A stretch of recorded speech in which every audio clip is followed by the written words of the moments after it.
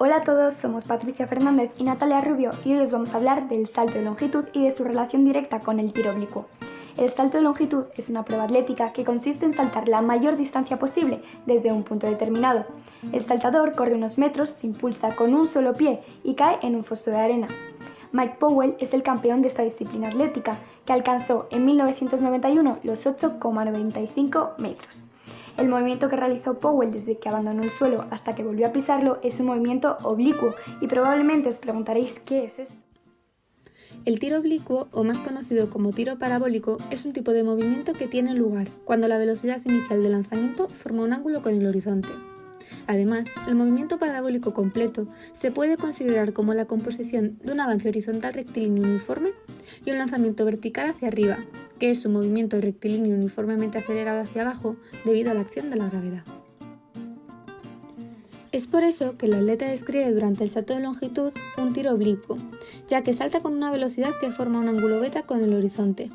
Durante el vuelo, tras haber saltado, describe un movimiento vertical de caída libre y realiza un avance horizontal uniforme desde que salta hasta que cae en el foso de arena con una velocidad constante, dando como resultado una parábola. Ahora procederemos a plantear y a resolver el problema.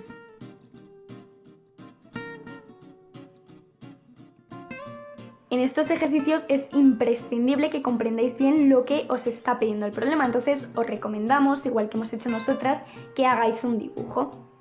Bien, tenemos un eje Y y un eje X y el problema nos dice que el atleta salta con un ángulo de 20 grados y con una velocidad de 11 metros por segundo y nos piden la altura máxima, donde la velocidad es 0, el alcance máximo y el tiempo que tarda en caer desde que salta hasta que vuelve a tocar el suelo. Y antes de nada es necesario saber que ahora la velocidad va a tener dos componentes, la del eje Y y la del eje X. En primer lugar hemos hallado las ecuaciones de las velocidades iniciales tanto en el eje X como en el eje Y vamos ya por tanto a las ecuaciones que vamos a utilizar. La velocidad en el eje de X, al ser un movimiento rectilíneo uniforme, tenemos simplemente la velocidad inicial por el coseno de alfa. Y en la velocidad en el eje Y tenemos una caída libre y siguiendo la fórmula de este movimiento tenemos la velocidad inicial menos la aceleración por el tiempo. ¿Por qué negativo? Porque la gravedad siempre es negativa ya que desciende. Y como hemos dicho que la velocidad inicial en el eje de Y era velocidad inicial por el seno de alfa, ahí tenemos la fórmula.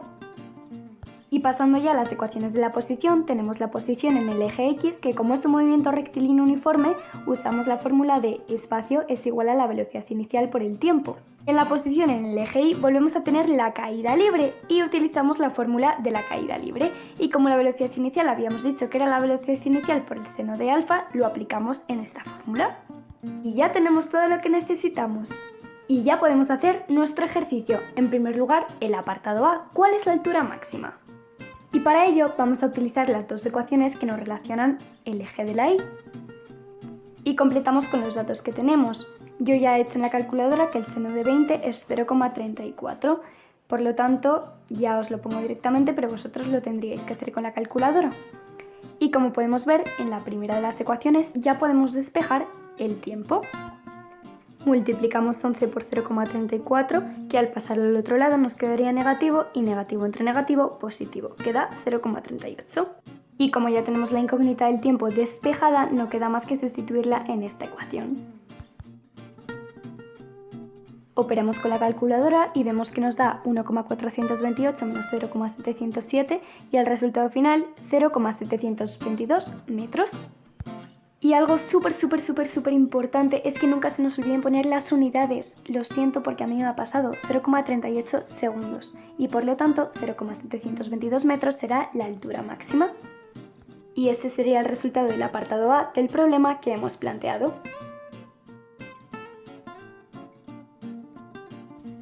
Bien, las otras dos preguntas que se pide contestar son ¿cuánto tiempo tarda el atleta en caer al suelo desde que salta? Y la otra, ¿cuál es el alcance máximo? Empezaremos hallando el tiempo que tarda en caer al suelo. Para hallarlo vamos a hacerlo con la ecuación de Y es igual a Y sub 0 más velocidad sub 0 por seno de alfa por tiempo más 1 medio por gravedad por el tiempo al cuadrado, ya que conocemos todos los datos de esta ecuación excepto el tiempo cuando Y final es 0 metros, que es lo que se nos pide. Y final será 0 metros porque cae al suelo, y sub 0 es también 0 porque salta desde el suelo. La velocidad inicial nos la dan en el enunciado, son 11 metros partido por segundo. Seno de alfa, conocemos alfa ya que nos lo dan en el enunciado, son 20 grados. La t es la incógnita porque es el tiempo que tenemos que hallar. La gravedad es siempre menos 9,8 metros partido por segundo al cuadrado y t al cuadrado es el tiempo.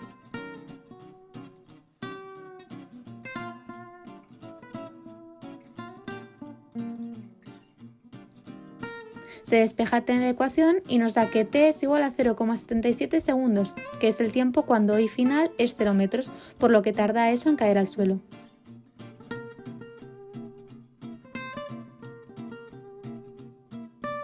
Para calcular el alcance máximo usaremos la ecuación de x es igual a v sub 0 por coseno de alfa por tiempo. En esta ecuación ya conocemos todos los datos excepto la x, que es el alcance que nos pide la pregunta. La t de tiempo ya la conocemos porque la hemos hallado anteriormente. Esta nos ha dado 0,77 segundos, por lo tanto sustituiremos t por 0,77 segundos porque queremos saber qué posición x tiene el atleta en ese instante, que es cuando ha caído al suelo. Operamos y nos da que x es igual a 7,959 metros, por lo tanto la distancia que ha alcanzado el atleta son 7,959 metros.